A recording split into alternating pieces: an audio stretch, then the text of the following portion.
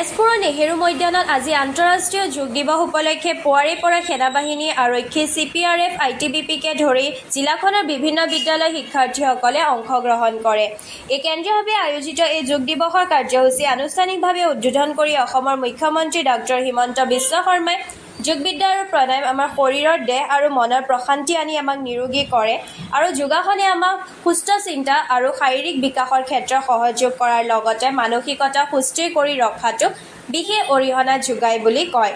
তাৰোপৰি বিভিন্ন ক্ষেত্ৰত আমাৰ দেহ আৰু মনলৈ অহা অৱসাদ, অস্থিৰতা আৰু হীনমান্যতাৰ পৰা মুক্ত কৰি ৰখাত অৰিহণা আগবঢ়ায় বুলিও কয়।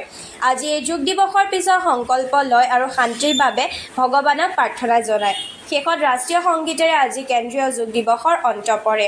এই অনুষ্ঠানত ৰাজ্য চৰকাৰৰ মন্ত্ৰী কেশৱ মহন্ত, অশোক সিনহাল, বিধায়ক পৃথ্বীৰাজ ৰাভা, গণেশ লিম্বুৱে অংশগ্ৰহণ কৰে।